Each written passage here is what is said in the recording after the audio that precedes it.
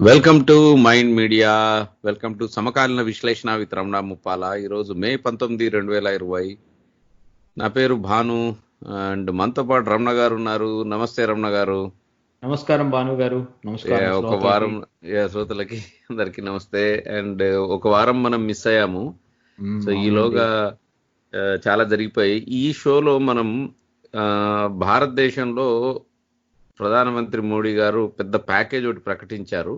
ముఖ్యంగా ఈ ప్యాకేజ్ గురించి ఈ మొత్తం షో కరోనా వైరస్ ఎట్లాగో నడుస్తుంది, దాని గురించి మాట్లాడదలుచుకోలేదు. ప్యాకేజ్ వల్ల ఈ ప్యాకేజ్ ఒక పేరుంది, పేరు ఆత్మనిర్భర్ భారత్. ఓకే, అంత పెద్ద పేరు ఎందుకు పెట్టారు?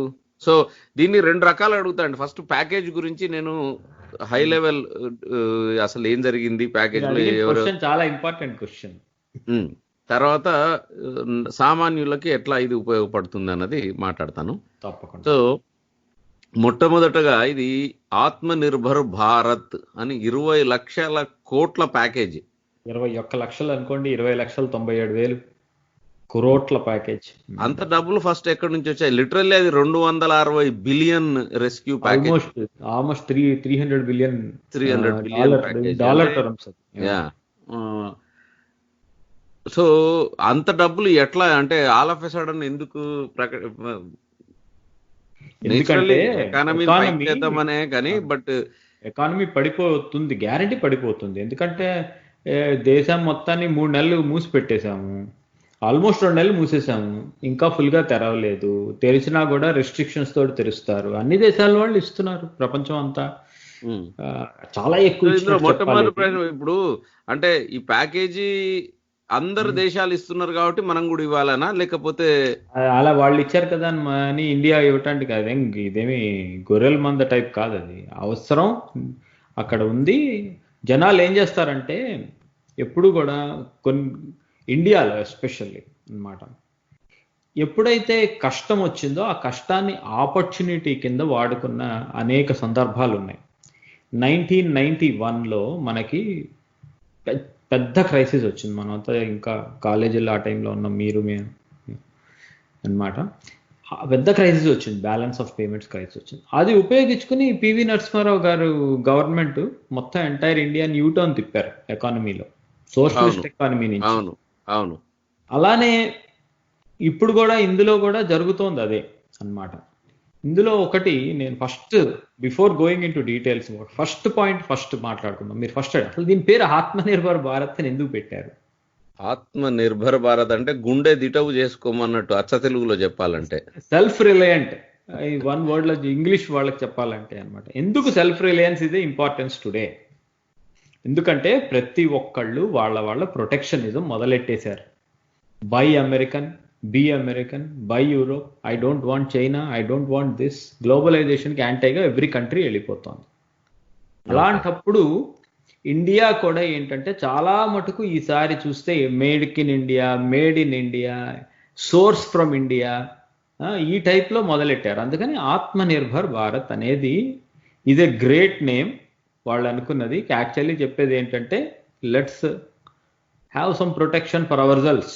అంటే ఏంటి, ఇప్పుడు ప్రొటెక్షన్ క్రియేట్ చేస్తేనే కదా ఇండియాలో ఉండే అనేక రకాల రంగాల్లో ఉండే చిన్న పెద్ద అన్ని బిజినెస్లు పైకి వచ్చేది. బిజినెస్లు పైకి వస్తేనే ఎంప్లాయ్మెంట్ జనరేట్ అవుతుంది. ఎంప్లాయ్మెంట్ జనరేషన్ అనేది ఫండమెంటల్లీ మోస్ట్ ఇంపార్టెంట్ థింగ్ ఏ దేశంలో అయినా కూడా.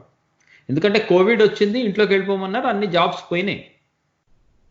ఏ కంట్రీకి వెళ్ళినా జాబ్స్ అన్ని పోయినాయి. ఇక్కడ మన అమెరికాకి వస్తే 21% 21% unemployment, which is very big. ఎంత పెద్ద అన్ఎంప్లాయ్మెంట్. అట్లానే దేశంలో అక్కడ కూడా ఇండియాలో కూడా అంత పెద్ద అన్ఎంప్లాయ్మెంట్ ఉంటుంది. వాటిలన్నిటినీ తిరిగి తీసుకురావాలంటే ఫస్ట్ ఏం చేస్తారంటే రోజు బతకటం కోసం అన్నట్టు కాస్త డబ్బులు, కాస్త బియ్యం గింజలు ఇలాంటివన్నీ ఇస్తారు పేదరికాన్ని బట్టి. కానీ వాళ్ళందరినీ ఎప్పటికీ చేత్తో డబ్బులు ఇచ్చి ఫీడ్ చేయలేరు కాబట్టి వాళ్ళకి ఉద్యోగాలు వచ్చేటట్టు చేయాలి. ఉద్యోగాలు వచ్చేటట్టు చేయాలంటే బిజినెస్లు పెరగాలి అనేది ఒక కాన్సెప్ట్ అన్నమాట. ఆ కాన్సెప్ట్ మీద ఆత్మనిర్భర్ భారత్ అని పేరు పెట్టారు స్టిమ్యులస్ ప్యాకేజ్కి. ఇది 21 లక్షల స్టిమ్యులస్ ప్యాకేజ్. సో ఓకే, అంటే బేసికల్లీ ఎవరి పాటికి వాళ్ళు చూసుకోవాలి. మన దేశంలో కూడా మనము బాగుపడాల్సి ఉంది అన్నట్టు భారతదేశంలో పెట్టారు. నెక్స్ట్ ఈ ఇంత ఇంత డబ్బులు ఎక్కడెక్కడికి వెళ్ళాయి? 20 ట్రిలియన్ 20 లక్షల కోట్లు ఏ రంగాల్లోకి ఎట్లా స్ప్రెడ్ చేశారు? ఇది ఒకటి ఇప్పుడే మనం మాట్లాడుకున్నాం కదా 5 నిమిషాల క్రితం. ఫోకస్ ఏమిటి? కొత్త జాబ్స్ క్రియేట్ చేయాలి. అవును, జాబ్స్ అనేవి, ఉద్యోగాలు క్రియేట్ చేసేది మేజర్లీ ఎనీ కంట్రీ, ఏ కంట్రీలోకి వెళ్ళినా కూడా కార్పొరేట్ బిగ్ ఎంప్లాయ్మెంట్ చేస్తాయనేది పెద్ద మిత్. అది ఎప్పుడూ కూడా జాబ్ జనరేషన్ క్రియేట్ చేసేది మీడియం స్కేల్ అన్నమాట.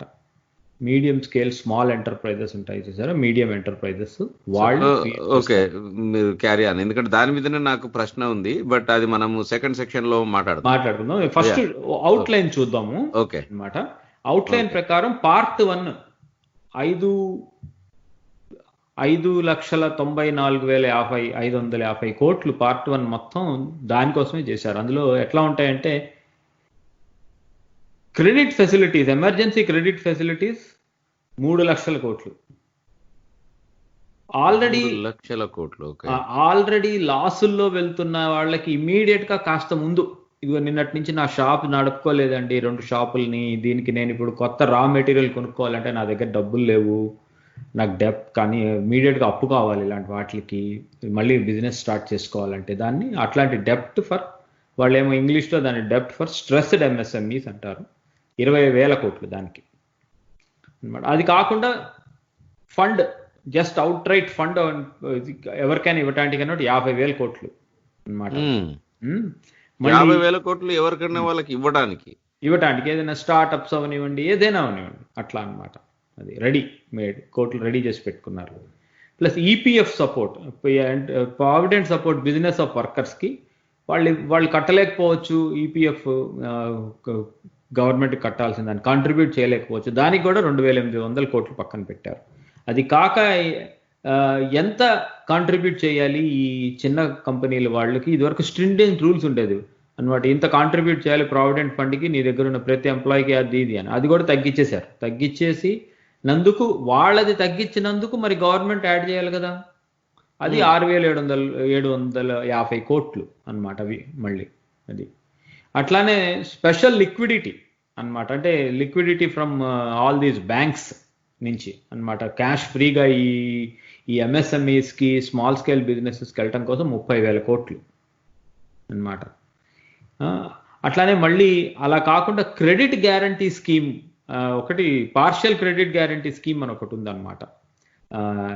ఈ లోవర్ లెవెల్ ఫైనాన్షియల్ ఇన్స్టిట్యూషన్స్కి, అవి 45,000 కోట్లు. డిస్కామ్స్కి లిక్విడిటీ అన్నమాట ఫంక్షన్కి 90,000 కోట్లు.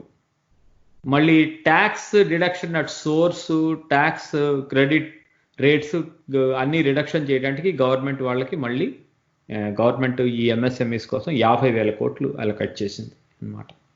సో అంత అదే రియల్ స్టిమ్యులస్ అంటే ఫర్ స్మాల్ స్కేల్ బిజినెసెస్కి.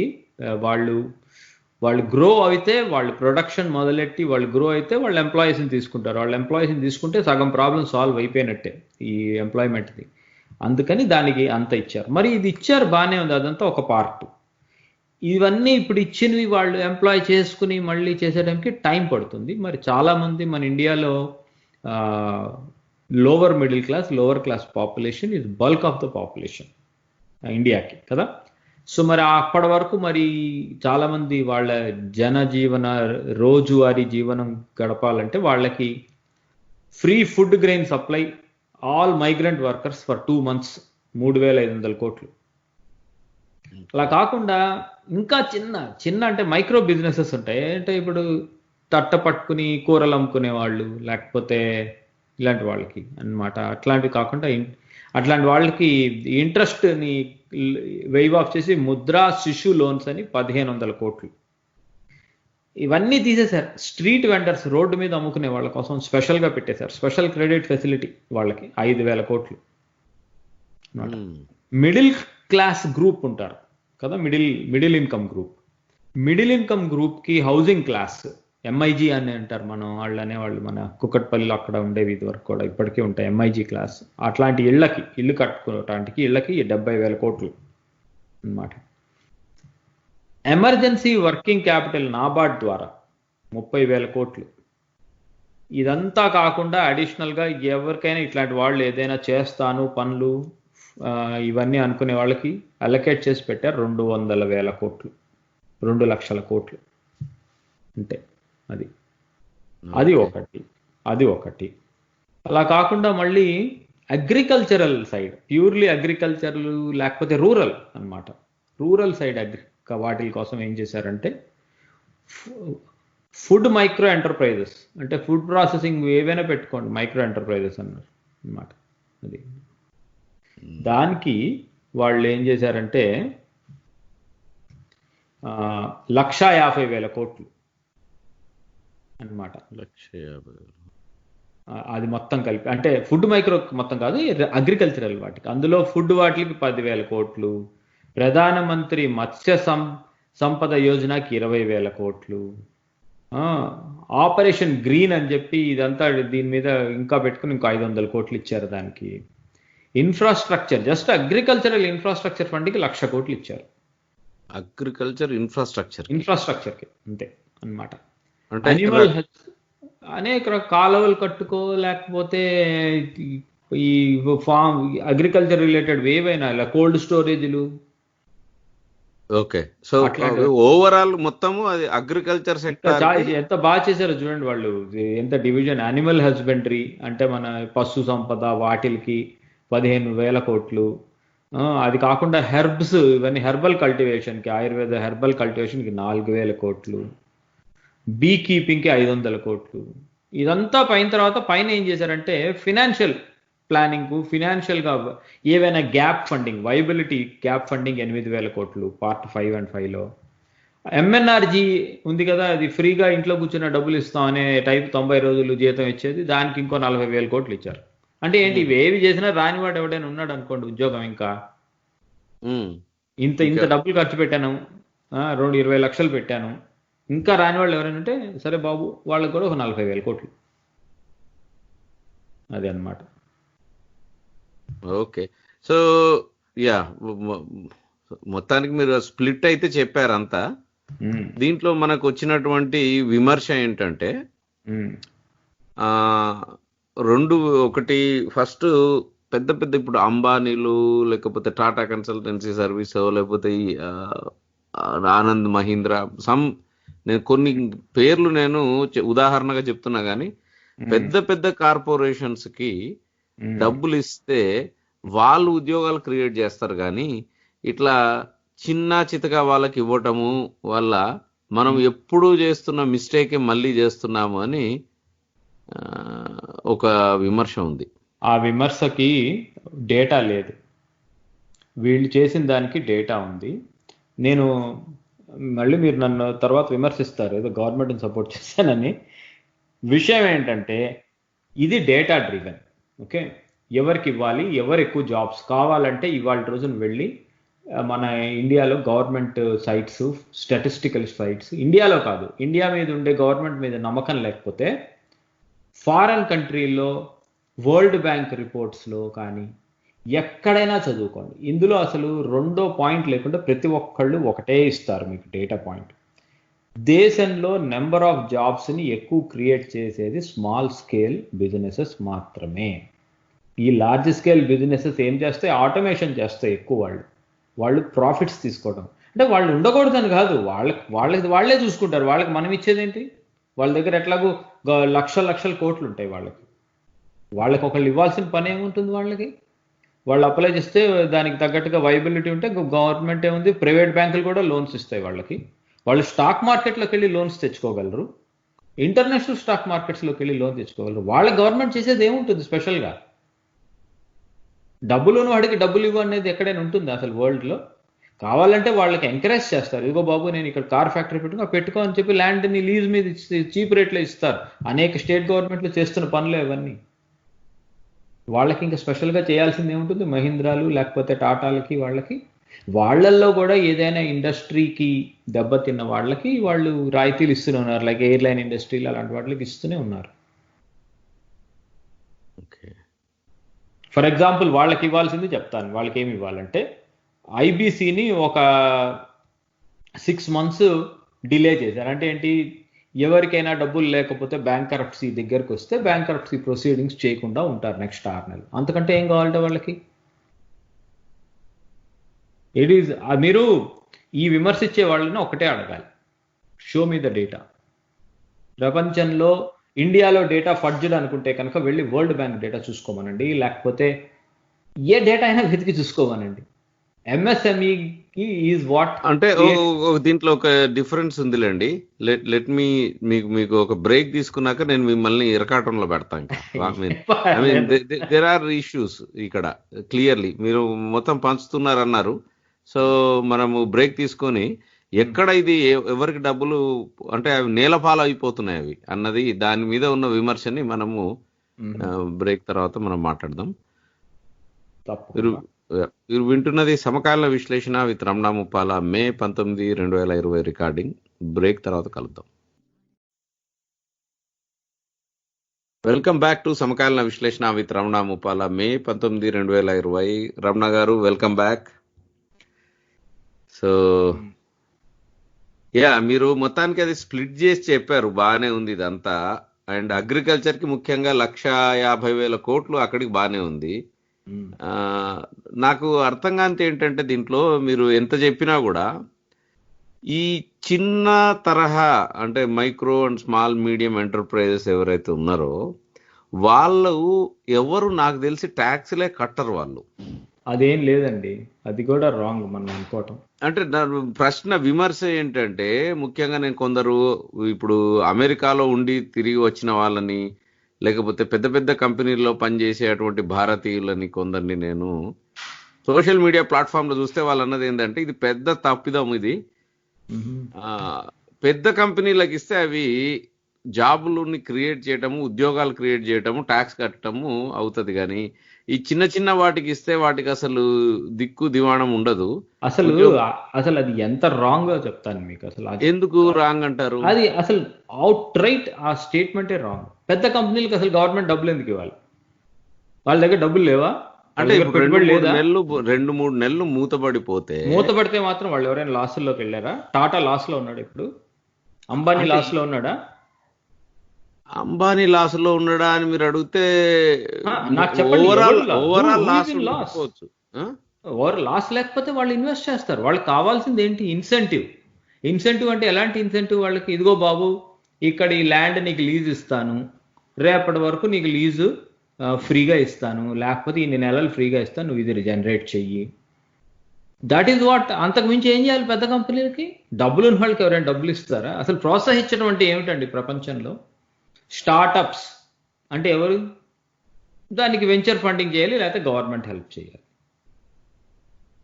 అసలు గవర్నమెంట్ అనేది కానీ ఎవరైనా రాయితీలు ఎవరికి ఇస్తారు? కాదండి, ఇప్పుడు ఎవరో స్మాల్ మీడియం స్కేల్ అన్నారు, చిన్నది ఏదో కిరాణా కొట్టు పెట్టుకునే వాళ్ళు ఉన్నారు.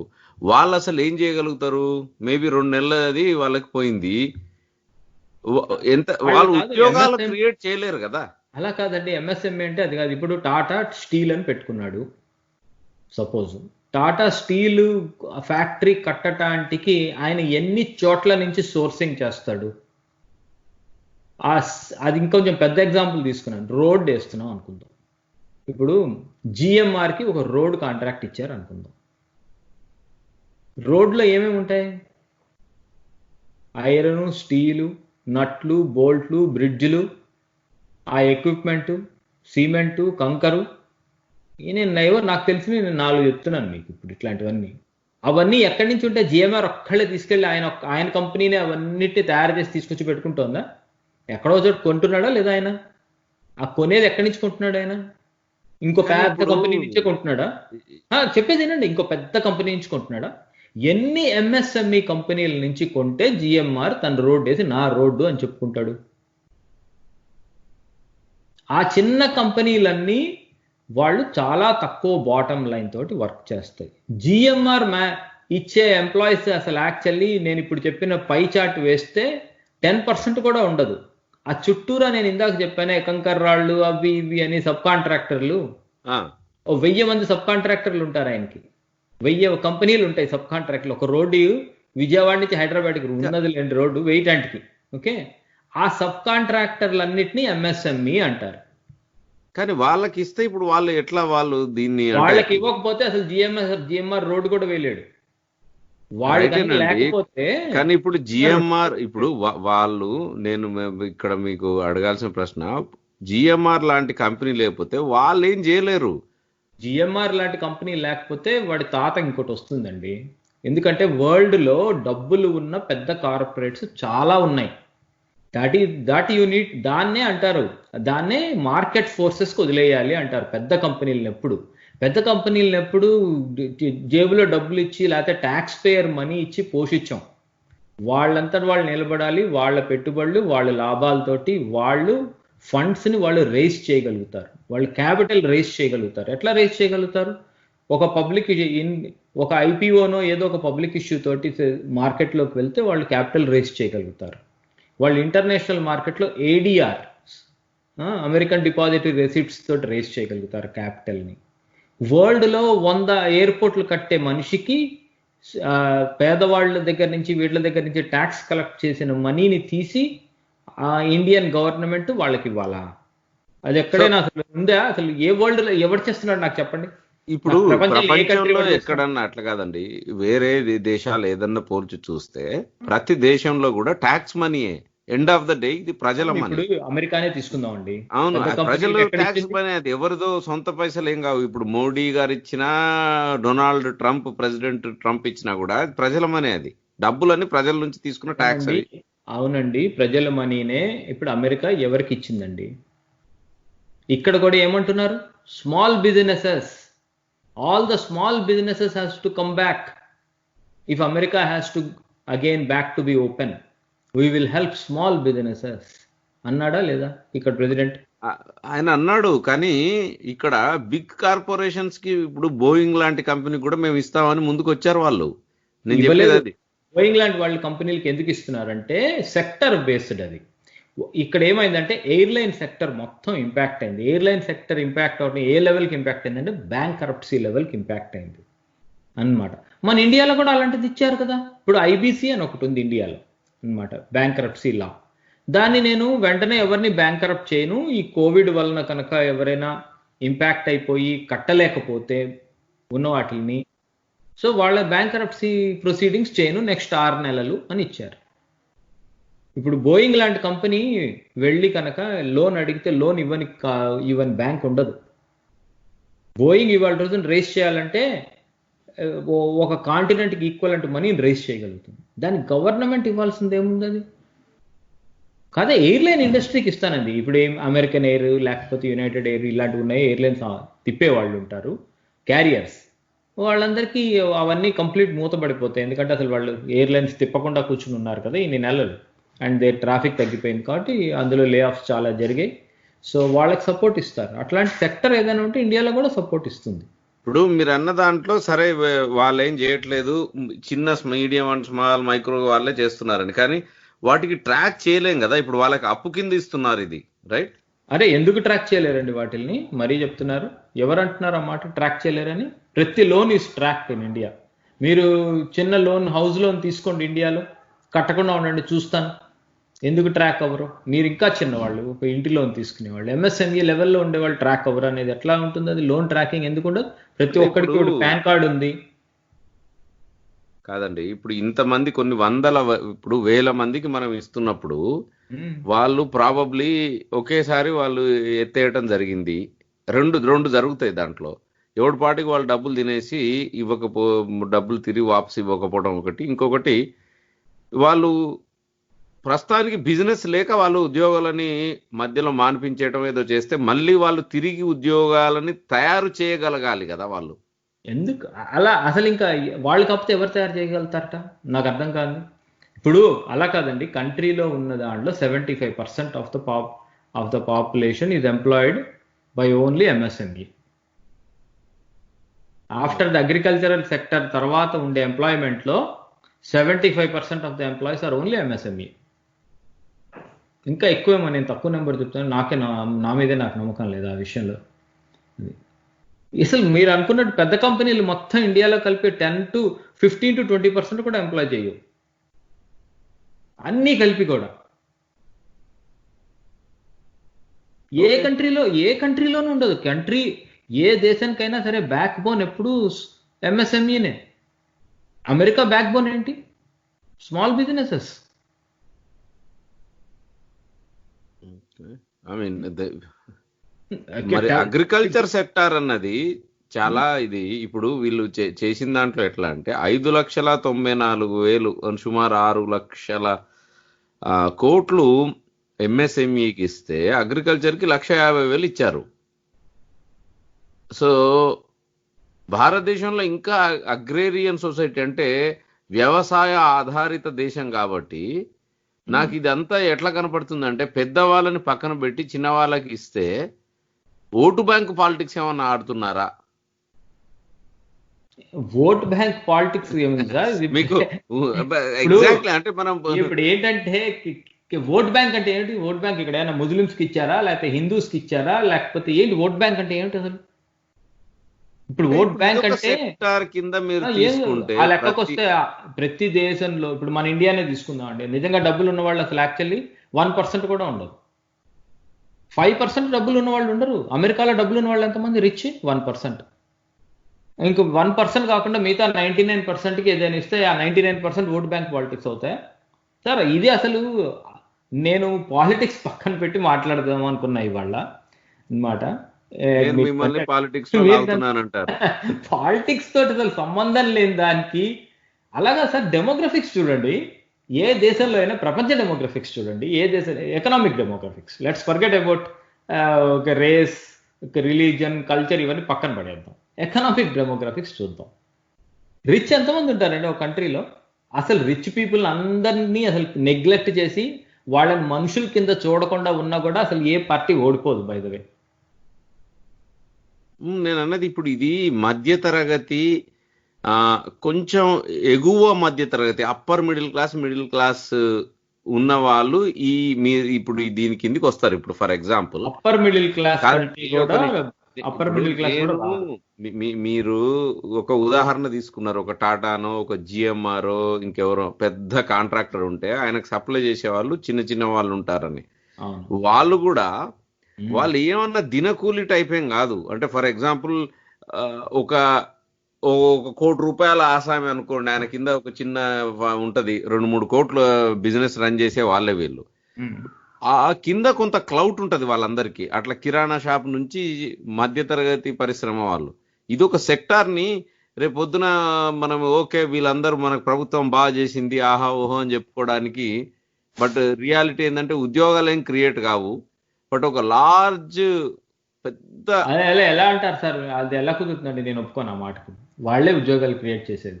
ఇప్పుడు రెస్టారెంట్స్ ఉన్నాయి, ఒక రెస్టారెంట్ పెట్టుకున్నారు, హైదరాబాదే తీసుకున్నారు. రెస్టారెంట్లు కూడా దీని కిందకే వస్తాయా? అన్ని దీని కిందకే వస్తాయి, ఎంఎస్ఎంఈ కిందకే వస్తాయి అవి అన్ని కూడా. ఓకే, అందులో వాళ్ళు క్లియర్ గా రాశారు, సబార్డినేట్ డెప్ట్ ఫర్ స్ట్రెస్డ్ ఎంఎస్ఎంఈ. అంటే ఏంటంటే ఆల్రెడీ కష్టాల్లో ఉన్న ఎంఎస్ఎంఈలకి 20,000 కోట్లు ఇస్తున్నాను అన్నాడు. వాళ్ళకి ఎందుకు ఇవ్వాలన్నచ్చు. ఇప్పుడు మన హైదరాబాద్లో రెస్టారెంట్ తీసుకుందాం, మనకి నేపాల్ నుంచి శ్రీలంక వరకు ఉండే జనాభా మొత్తం మన రెస్టారెంట్లలో వర్కర్సే. వాళ్ళందరూ వాళ్ళ ఇళ్ళకి వెళ్ళిపోయి ఉంటారు. ఆ కుక్కుల దగ్గర నుంచి చూసుకోండి ఎంత ఎంప్లాయ్మెంట్ ఉంటుంది రెస్టారెంట్కి. రెస్టారెంట్ సోర్సింగ్ చూసుకోండి వాళ్ళకి. ఇప్పుడు ఇట్స్ ఆల్ లింక్డ్ కదా. కానీ ఇప్పుడు కరెక్ట్ గా మీరు నా పాయింట్కి వచ్చారు. ఫర్ ఎగ్జాంపుల్ నేను ఒక రెస్టారెంట్ రన్ చేస్తున్నా, అందరూ వదిలేసి వెళ్ళిపోయారు. ఇప్పుడు నాకు ప్రభుత్వం ఒక 5 లక్షల లోన్ వాట్ ఎవర్ ఒక 20 లక్షల లోన్ ఇస్తుంది, బాబు నువ్వు కొంచెం దెబ్బతిన్నావని. పని చేయడానికి ఎవరు లేరు నాకు. ఎందుకుంటారు? వాళ్ళందరూ ఆకలితో ఉంటారు, రారనుకుంటున్నారు మీరు. వాళ్ళు ఇప్పుడు వాళ్ళు కాకపోతే ఇంకోళ్ళు, ఇప్పుడు వాళ్ళు ఇంకో చోట ఉద్యోగం చూసుకోవచ్చు, మీరు ఇంకోళ్ళని చూడొచ్చు. ఆ ఈక్వల్ నెంబర్ మీకు ఇవాళ రోజున మీరు నాకు ఇంతమంది ఎంప్లాయీస్ కావాలంటే ఓవర్ నైట్ వచ్చేస్తారు. ఉద్యోగం చేయకుండా ఇంట్లో కూర్చోవాలని ఎందుకు అనుకుంటా? That is the natural force. అది వాళ్ళు వీళ్ళందరూ ఇప్పుడు అసలు రాకుండా ఎలా ఉంటారండి? వాళ్ళందరికీ ఉద్యోగాలు అంటే పోయిన వాళ్ళు ఇప్పుడు మళ్ళీ సప్లై డిమాండ్ మీరు మళ్ళీ మనం లోతుగా విశ్లేషించాల్సి వస్తుంది. ఎందుకంటే అక్కడ వాళ్ళు సప్లై ఎక్కడో చాలా బీహార్ ఉంది. నుంచి వచ్చిన వాళ్ళు చీప్ గా తక్కువ రేటుకి పనిచేస్తారు. ఇప్పుడు నేను ఇప్పుడు హైదరాబాద్ లో పెట్టాలి, లేకపోతే ఇప్పుడు ఆ వైజాగ్ లో బీహార్ పెట్టాలి. అది కాదు, బీహార్ వెళ్ళిపోయిన వాళ్ళ దగ్గర మీకు కాంటాక్ట్స్ ఉండవు అనుకుంటున్నారా? వాళ్ళు ఉండేవాళ్ళు వాళ్ళు ఇప్పుడు ఈ బిజినెస్ లో ఉన్న వాళ్ళు, వాళ్ళకి ఎక్కడ ఎవరిని తీసుకోవాలి, ఎవరికి ఫోన్లు చేయాలి, ఎట్లా తెచ్చుకోవాలి, వాళ్ళు చేయలేరా ఆ పనులు? మీరు ఆ అట్లా బిజినెస్ మీరు మరీ చెప్తారు సార్, అంటే బిజినెస్ చేసే వాళ్ళు లాభం కోసం చేస్తారు. వాళ్ళు తెచ్చుకోలేరా? వాళ్ళు అయ్యో అంతా వాళ్ళ ఊళ్ళు వెళ్ళిపోయారు, ఇంకా రారు, నాకు బిజినెస్ పోయింది అనుకుంటారా? It will take some time. అదే ఇప్పుడు మీరు చెప్పిన దాంట్లోనే ఉంది. ఇప్పుడు ఆ రెస్టారెంట్ వాడికి రావటానికి 15 రోజులు పట్టచ్చు. ఈ 15 రోజులు ఈ needs to run on credit.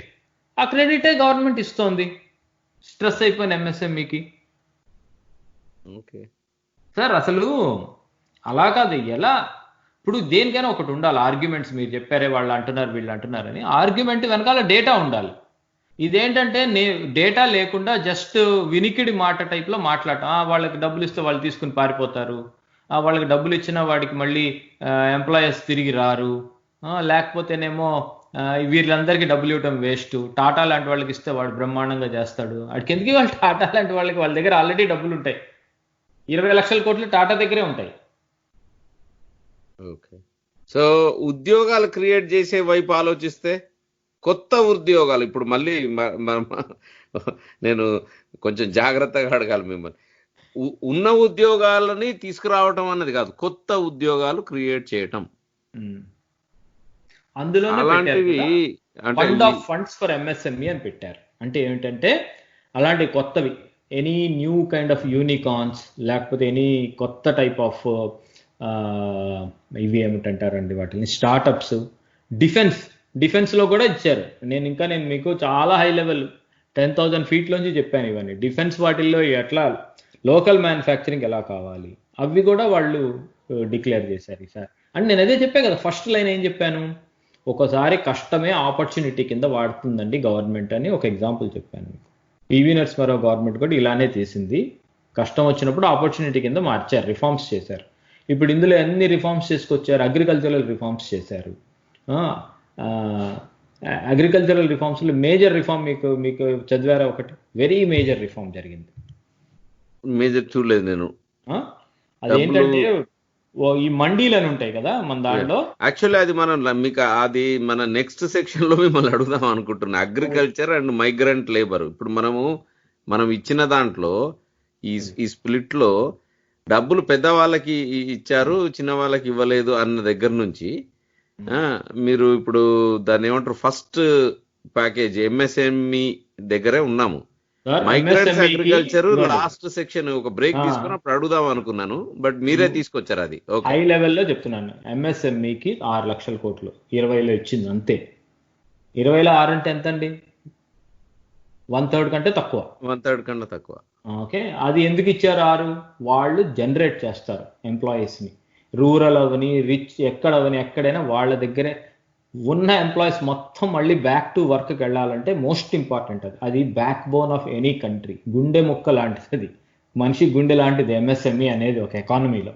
అసలు ఎకానమిక్ జీడిపి పెరిగింది, జీడిపి తగ్గింది, ఇవన్నీ వచ్చేది కూడా వాళ్ళ నుంచే అన్నమాట. సో వాళ్ళకే ఇచ్చారు. అది ఏ కంట్రీ అయినా చేసే పని అది. దాన్ని విమర్శించే వాళ్ళకి బ్రెయిన్ లేదు.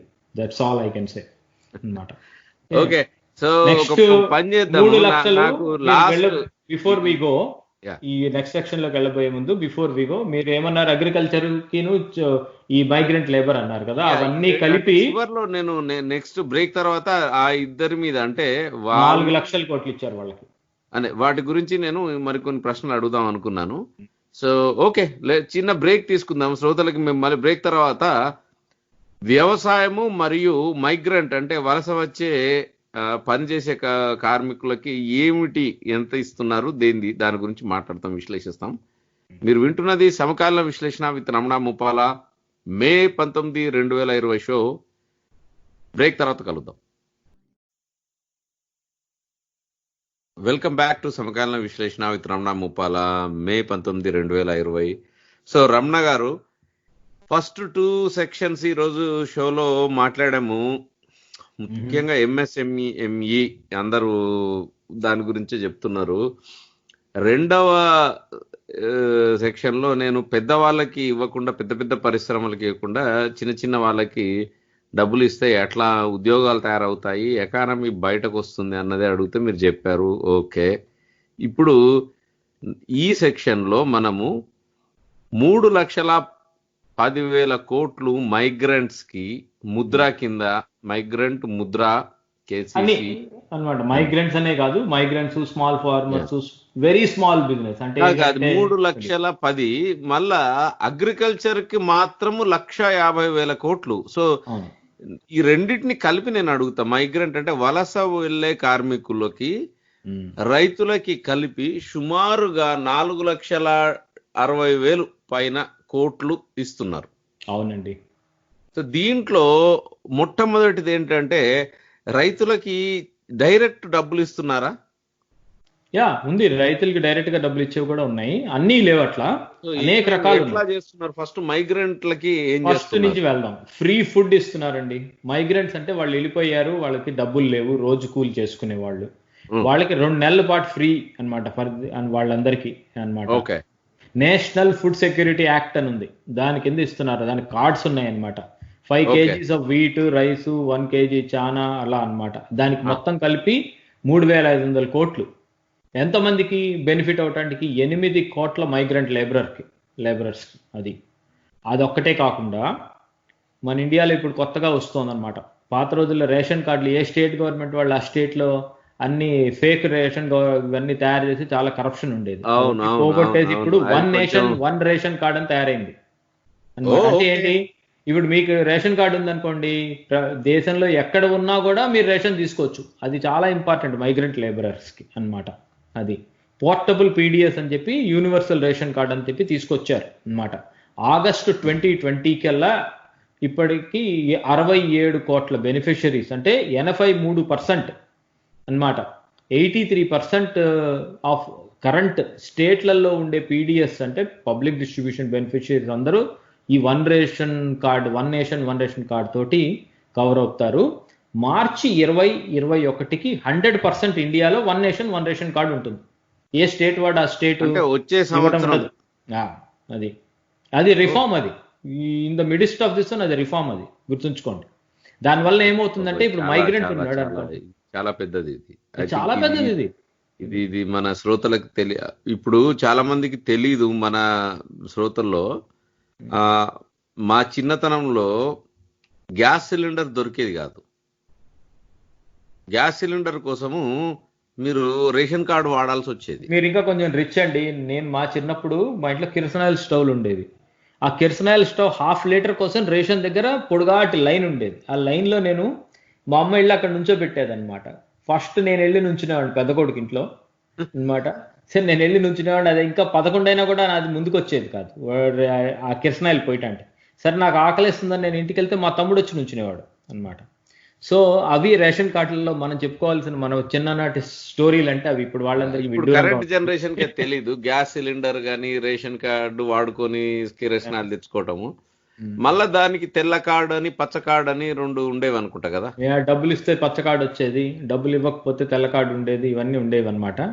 సో ఇప్పుడు మీరు చెప్పేది ఏంటి? ఇది చాలా ఇంపార్టెంట్. మొత్తం ఇది ఏంటంటే దేశం ఒకే మొత్తం ration card, Aadhaar card linked తోటి దేశం మొత్తంలో ఒక రేషన్ కార్డు, ఈ స్టేట్ గవర్నమెంట్ ఆ స్టేట్ గవర్నమెంట్ అని లేకుండా ఎక్కడైనా వాడుకునేటట్టు తయారు చేస్తున్నారు అన్నమాట ఈ పబ్లిక్ డిస్ట్రిబ్యూషన్. ఎందుకంటే ఎప్పుడైనా కూడా పబ్లిక్ డిస్ట్రిబ్యూషన్ అంతా కూడా మోస్ట్లీ సెంట్రల్ గవర్నమెంటే చేస్తోంది అన్నమాట. States can add to that one అన్నమాట. అందుకని వీళ్ళు ఏం చేస్తున్నారంటే, ఇండియాలో మైగ్రేషన్, ఇంటర్నల్ మైగ్రేషన్ చాలా ఎక్కువైపోయింది అనేది ఒకటి. ప్లస్ కరప్షన్ తగ్గాలంటే ఏంటి, దానికి లింకేజ్ ఉండాలి. పాన్ కార్డు ఉంటే పాన్ కార్డు, లేకపోతే Aadhaar card linked. Aadhaar card, pan card linked తోటి ఉండే రేషన్ కార్డ్స్ని వన్ ఆర్ ద కార్డ్స్ తోటి వాళ్ళ యొక్క ఎకనామిక్ స్టేటస్ అంతా ట్రాక్ అయిపోతుంది కదా దేశంలో. సో ఫ్రాడ్ చేయటానికి, తప్పు జరగటానికి తక్కువ అవకాశం ఉంటుందన్నమాట డిజిటైజ్ చేయటం వలన. అట్లాంటి కార్డు తోటి పబ్లిక్ డిస్ట్రిబ్యూషన్ సిస్టమ్ ఎక్కడైనా తీసుకునేటట్టు రెడీ చేస్తున్నారు. అందులో ఇప్పటికీ ఆగస్టు కల్లా 83% of India will be converted అన్నమాట. మార్చి 2021కి టార్గెట్ ఏంటంటే 100% కవర్డ్. అది సో దానివల్ల ఇప్పుడు ఈ ఉచితము ఇదంతా బియ్యము గోధుమలు ఇవన్నీ వెళ్తాయి. ఇప్పుడు దానివల్ల లాభం ఏంటంటే మైగ్రెంట్ లేబరు బీహార్ అతను ఢిల్లీ వచ్చాడు, అదే కార్డు చూపించుకుంటాడు, తనకు కావాల్సింది తను తీసుకుంటాడు, తనకు అవైలబిలిటీ ఉన్నది, తన ఏదైతే అవైల్ చేసుకోవటం ఉంటుందే తన అర్హత అవన్నీ తను తగ్గట్టుగా చేసుకుంటాడు తను. అది అలానే అదొకటి. ఇంకా ఉంది, అప్పుడేముంది, rental accommodation, PM Awas Yojana అని ఒకటి ఉందన్నమాట. అది ప్రైవేట్ సెక్టర్ కి అఫోర్డబుల్ గా ఉండే హౌసింగ్, వేకెంట్ గా ఉన్న గవర్నమెంట్ ఫండెడ్ హౌసెస్ ని మైగ్రెంట్ వర్కర్స్ కి రెంటల్ అకామిడేషన్, రెంట్కి ఇచ్చేటట్టు అనమాట అకామిడేషన్ క్రియేట్ చేసే పీపీపీ మోడల్లో క్రియేట్ చేస్తున్నారు అనమాట, పబ్లిక్ ప్రైవేట్ మోడల్లో అనమాట. అది కూడా one of the new schemes. ఎందుకంటే ఇప్పుడు చూసింది ఏంటంటే లెసన్స్ లెర్న్డ్ అంటారు. మైగ్రెంట్ లేబరర్స్ వాళ్ళు వదిలేసి వెళ్ళిపోదాం అంటే వాళ్ళకి రెంట్కి లేకపోవడం, రెంట్కి ఎవరు ఇవ్వనని వెళ్ళిపోండి అంటం వలన వాళ్ళకి కష్టాలు వచ్చాయి. ఆ కష్టం నెక్స్ట్ టైం రాకుండా ఉండటం కోసం అని చెప్పి ఇది కూడా ఒకటి పెట్టారు. ఇవన్నీ తర్వాత ఇంకోటి ఏంటంటే ముద్రా శిశు లోన్స్ అన్నమాట. ముద్రా శిశు లోన్స్ ఏంటంటే చాలా మందికి అప్ టు 50,000 2% ఇంట్రెస్ట్ తోటి 12 months కి లోన్ ఇచ్చేస్తారనమాట. అది ఓకే, అది 3 కోట్ల మందికి మొత్తం 1,500 కోట్లతో ఇస్తారు ముద్రా శిశు లోన్స్. దానివల్ల ఇది స్మాల్ ఎంటర్ప్రెన్యూర్, మైక్రో ఫైనాన్స్ అంటాం మనం దీన్ని.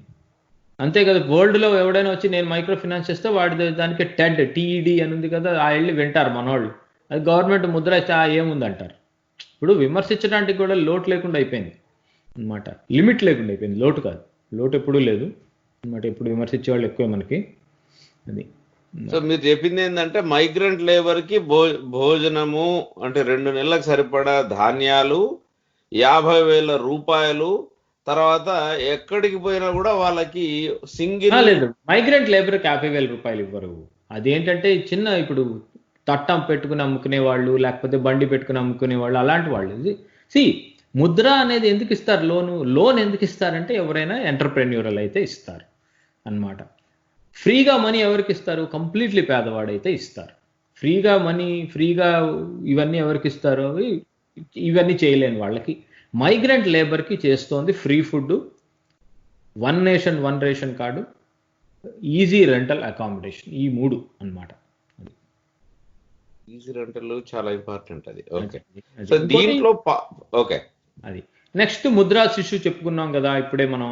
అలానే అది శిశు అన్నది ఏంటి అంటే ఎవరికంటే పిల్లలు ఉన్న వాళ్ళకనా లేక శిశు అని ఇప్పుడు 50,000 రూపాయలకి లోన్ తీసుకున్న వాళ్ళు ఉంటారు కదా, వాళ్ళు లోన్ కట్టాలి కదా నెక్స్ట్ 12 months కి అన్నమాట. అందులో ఒక 2% వీళ్ళే కట్టేసేసి వాళ్ళు వెంటనే రీపే చేయాల్సిన అవసరం లేకుండా మొరటోరియం పీరియడ్ ని ఇచ్చారనమాట. అది లేకపోతే ఇప్పుడు మీరు లోన్ తీసుకున్నారు, ఈ కోవిడ్ వల్ల మీరు చేయాల్సిన పనులు చేయలేకపోతున్నారు, అందుకని మీరు లోన్ తిరిగి కట్టలేకపోతారు కదా, అది వాళ్ళకి ఎక్స్టెండ్ చేశారు. దీనివల్ల 3 కోట్ల మంది వాళ్ళకి 1,500 కోట్లు గవర్నమెంట్ వాళ్ళ తరఫున కడుతుంది అనమాట, బ్యాంక్స్ కి వాళ్ళ తరఫున. అది ఓకే. అసలు మీరు లోన్ తీసుకున్నారు, లోన్ తీయలేకపోతున్నారు, గవర్నమెంట్ మీ తరఫున కట్టి పెడతాం, లోన్ కట్టేస్తుంది. ఓకే. సో నెక్స్ట్ దీంట్లో పార్ట్ 2 ఏంటంటే రైతులకి ముఖ్యమైనది. ఇది రైతులకి 1,50,000 అన్నది నేను చూశాను, 1,50,000 కోట్లు. సో వాళ్ళకి ఎక్కడ అంటే ఏ రకంగా ఇస్తున్నారు 1,50,000 కోట్లు మొత్తం ఎలా ఇస్తున్నారో చెప్పే లోపల నేను 1 by 1 చెప్తాను, చదివినందుకు నాకు తెలిసినంత మటుకు. బట్ ఇంకా ఇవాల్వ్ అవుతున్నాయి, ఆవిడ గారు కూడా ఇంకా మారుస్తున్నారు. Right. So small and marginal farmers, marginal అంటే సన్నకారు అనుకోండి, తెలుగులో. అవునా, అచ్చ తెలుగులో మంచి పదాలు అవి, చిన్నకారు సన్నకారు రైతులు. చిన్న కంటే సన్న ఇంకా చిన్నది అన్నమాట. అది అవును అదనమాట. అది సో వాళ్ళకి మొత్తం 30,000 కోట్ల అడిషనల్ ఎమర్జెన్సీ ఫండ్స్ నాబార్డ్ ద్వారా ఇస్తున్నారు. అప్పు కింద అప్పే ఇస్తారండి, ఊరికే ఇచ్చేసేయారు డబ్బులు అందరికీ.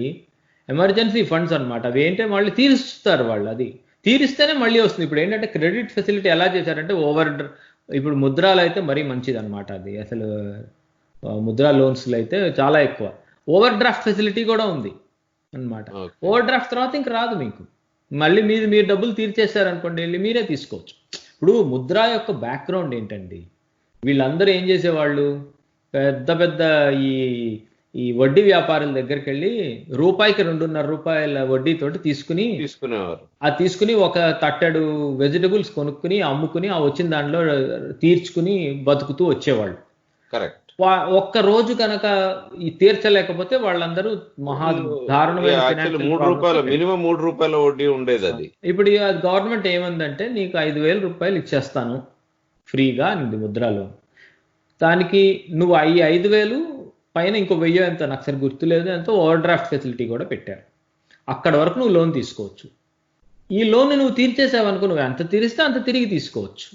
ఇప్పుడు ఆ తట్ట పెట్టుకున్న ఆవిడ ఏం చేస్తుంది, గవర్నమెంట్ దగ్గర ముద్రా లోన్ తీసుకుంటుంది, దానికి ఎంత పెద్ద వడ్డీ కూడా ఉండదు. ఇప్పుడు ఈ 3 రూపాయల వడ్డీ వాడి దగ్గరికి వెళ్ళక్కర్లేదు. ఆ తీర్చింది అనుకో, ఆ రోజు అమ్మిన వాటితో తీర్చింది మళ్ళీ లోన్ తీసుకోగలుగుతుంది. ఆ ఫెసిలిటీ ఇచ్చిన తర్వాత ఎంతమంది హ్యాపీగా ఫీల్ అయ్యారో తెలుసా. అసలు అనకూడదు కానీ పాలిటిక్స్లోకి వెళ్తే అసలు మోడీ గారు ఊరికే ఎందుకు గెలిచారు ఎన్నికలు 2019లో ఏం చేశారని గెలిచారు, ఎందుకు వీళ్ళందరూ అసలు ఆయనకు ఓటేశారు. ఇట్లాంటి వాటి వల్లనే ఓటు పడ్డాయి. అంటే ఏంటి, ఇట్లాంటి వాళ్ళు చాలా ఎక్కువ మంది ఉంటారు. సో దీనివల్ల వాళ్ళకి డైరెక్ట్ బ్యాంక్ నుంచి వస్తుంది, మధ్యవర్తులు ఎవరు ఉండరు, లోన్ షార్క్స్ ఎవరు ఉండరు కదా. లోన్ వడ్డీ వ్యాపారులు విలేజ్ లో వాడేవాడు ఆసామి భూస్వామి వీళ్ళందరి దగ్గరికి వెళ్ళక్కర్లేదు, డైరెక్ట్ గా లోన్ తీసుకోవచ్చు. సో రూరల్ ఎకానమీ రివల్యూషనరైజ్ అవటానికి కారణం one of the things is micro financing, government led micro financing అనమాట. Private led micro financing exploitative ఎప్పుడు అనమాట. అదే ముద్ర అయితే master stroke of all the government works చెప్పాలంటే in the last few years. అది so అది ఒకటి. ఇప్పుడు నేను చెప్పా కదా, ఇది అడిషనల్ కెపాసిటీ ఫండ్స్ 30,000 కోట్లు ఎందుకు ఇస్తున్నారు, ఇది post rabi kharif related activities లో వాళ్ళకి ఈ కోవిడ్ వల్ల నష్టాలు జరుగుంటాయని వాళ్ళకి ఇస్తున్నారు అనమాట. ఇదేంటిది, ఆల్రెడీ దానికోసం 90,000 కోట్లు అసలు నాబార్డుది ఎప్పటి నుంచో ఉంది రీఫైనాన్స్ రూట్ అనేది రీఫైనాన్స్ రూట్. ఇది దానిపైన ఇంకో 30,000 కోట్లు ఇచ్చింది. అది ఎట్లా ఇస్తున్నారు, 33 state cooperative banks, 350 district cooperative banks, so వాళ్ళందరినీ ఇన్వాల్వ్ చేశారు, వాళ్ళందరినీ ఇన్వాల్వ్ చేసి ఇచ్చారు. 3 కోట్ల ఫార్మర్స్కి వెళ్తుంది ఇది. అది కాకుండా credit card, prime minister Kisan credit card అని ఉంది. 2 lakh crores కన్సెషనల్ క్రెడిట్ ఇచ్చారు దాని మీద 2.5 crore ఫార్మర్స్కి. అందులో దీంట్లో అనిమల్ హస్బెండరీ ఫిషరీస్ వాళ్ళందరూ కూడా ఇంక్లూడెడ్. సో నెక్స్ట్ గిట్టుబాటు ఏంటంటే ఇంకా పెద్దది జరిగింది ఇంకోటి అన్నమాట. గిట్టుబాటు ధరది ఏంటంటే అక్కడ రిగ్గింగ్ ఎక్కువ జరుగుతూ ఉంటుందండి, చాలా మోస్ట్ ఇంపార్టెంట్ అనమాట ఇది అనమాట. రెండింటిని తీసి పారేశారు అనమాట. APMC and essential commodities act అని 2 ఉన్నాయి అనమాట. ఇవి చూడటానికి వినటానికి బాగుంటాయి కానీ చాలా ఎక్స్ప్లాయిటేటివ్ అవి అనమాట. ఏమి ఎక్స్ప్లాయిటేటివ్ అంటే, ఇది ఎసెన్షియల్ కమోడిటీస్ కిందకు వస్తుంది, నువ్వు అమ్మకూడదు, మాకే అమ్మాలి, ఇలాంటివన్నీ రెస్ట్రిక్టెడ్ రూల్స్ వస్తాయన్నమాట. ఎసెన్షియల్ కమోడిటీస్ అంటేనేమో. ఏపీఎంసీ అంటే ఏంటంటే, అది ఎలా చెప్పాలంటే, దాన్ని మండీస్ అని ఉంటాయి కదా మనకి. అవును. ఈ రైతుకి యాక్చువల్లీ స్పీకింగ్ ఆ మండీకి అమ్మకుండా ఇంకెక్కడైనా అమ్మితే ఇల్లీగల్,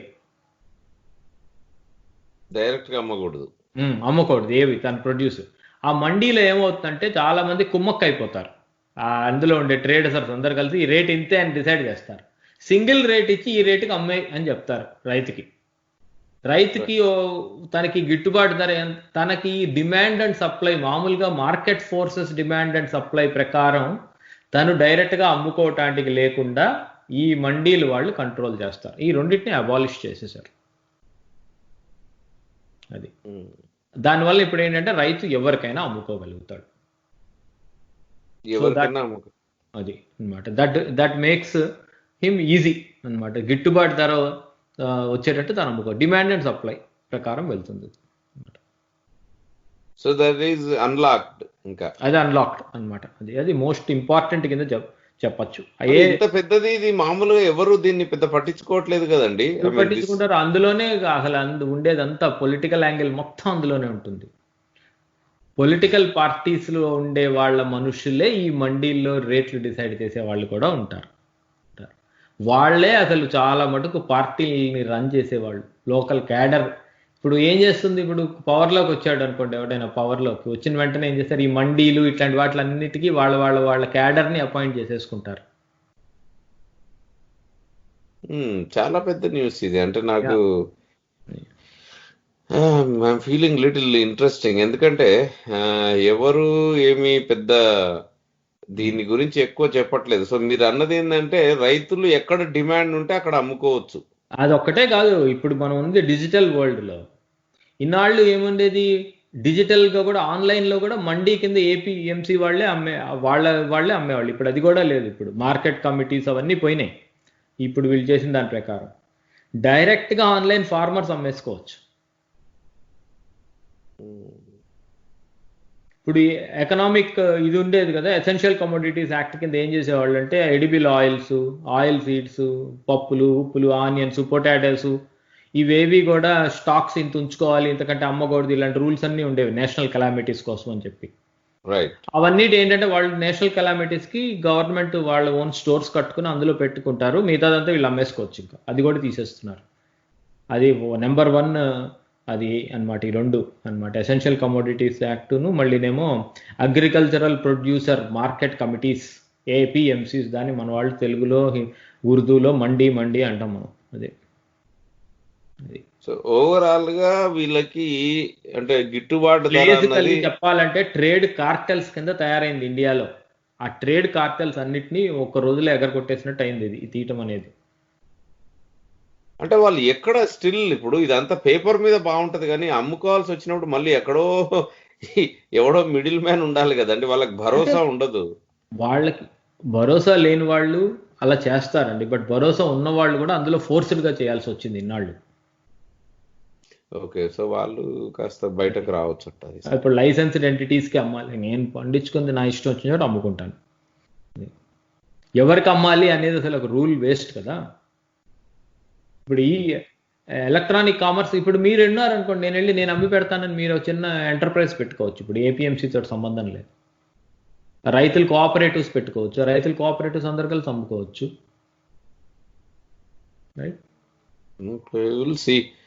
వండర్ఫుల్ అండి. ఐ మీన్ సో ఓవరాల్ గా ఇన్ని డబ్బులు సుమారు 5 + 1,50,000, ఐ మీన్ 3,50,000 ప్లస్ ఇంకో 1,00,000, సమ్వేర్ అరౌండ్ లైక్ 4,50,000 ఈ మైగ్రెంట్ లేబర్ కి అండ్ అన్నిటికంటే ఫార్మర్స్ కి ఇవ్వడం అన్నది చాలా ఇంపార్టెంట్. ఇది ఇంకోటి ఇంపార్టెంట్ ఉంది, 1.5 lakh crore ఉందే. అందులో ఏంటంటే అందులో ఇంకోటి కాంట్రాక్ట్ ఫార్మింగ్ కి చాలా స్ట్రెంగ్త్ ఇచ్చారు అన్నమాట. కాంట్రాక్ట్ ఫార్మింగ్ అంటే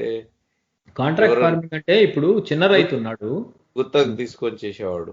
అది వాళ్ళు రైతులకి ఒక కౌలు రైతు కూడా బతకలేకపోతున్నాడు ఇప్పుడున్న వాటిల్లో అన్నమాట సిచ్యువేషన్. తీసుకొని చేసేవాళ్ళకి వాళ్ళు కూడా కాకుండా ఒక పెద్ద కాంట్రాక్టర్ కింద ఆ కాంట్రాక్ట్ తీసుకుని, ఇదిగో నీ దాంట్లో నేను ఏది పండించినా ఇంత ఇస్తాను నీకు, లేకపోతేనేమో ఇక్కడ పండించిన దాంట్లో ఈ వస్తువు పండిస్తాను నీకు ఇంత ఇస్తాను, ఈ టైప్లో కాంట్రాక్ట్స్ రాసుకుని చేయొచ్చు అనమాట.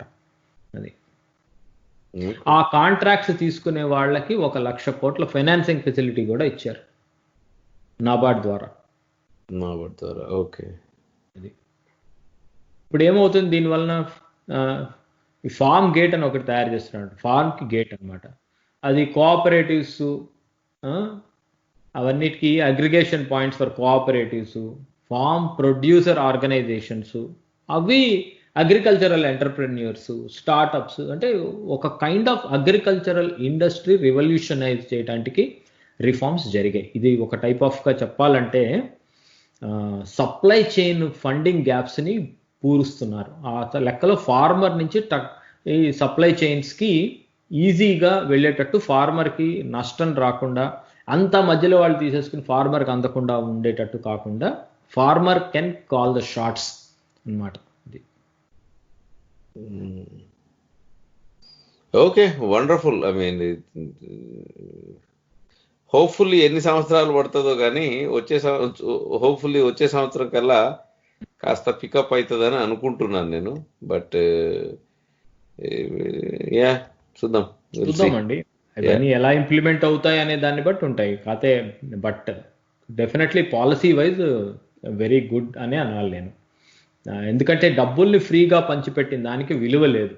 ఇవాళ డబ్బులు వెళ్తాయి, అది ఒక ఎకనామిక్ మోడల్లో ఏంటంటే డబ్బులు పంచేస్తే కనుక వాళ్ళు ఏవో ఒకటి కొనేసుకుంటారు. ఏవైనా కొనుక్కుంటే కనుక కన్జ్యూమరిజం వలన ఆ కొన్నవి మ్యానుఫ్యాక్చర్ చేయాలి కాబట్టి మ్యానుఫ్యాక్చర్ చేస్తుంటే మ్యానుఫ్యాక్చర్ చేసేవాడు ఎంప్లాయ్మెంట్ ఉంటుంది కాబట్టి అలా చైన్ రియాక్షన్ తోటి డెవలప్ ఏదో రకంగా ఎకానమీ పెరుగుతుంది, కొంటారు, తయారు చేస్తారు అని ఒక కాన్సెప్ట్ ఉంది.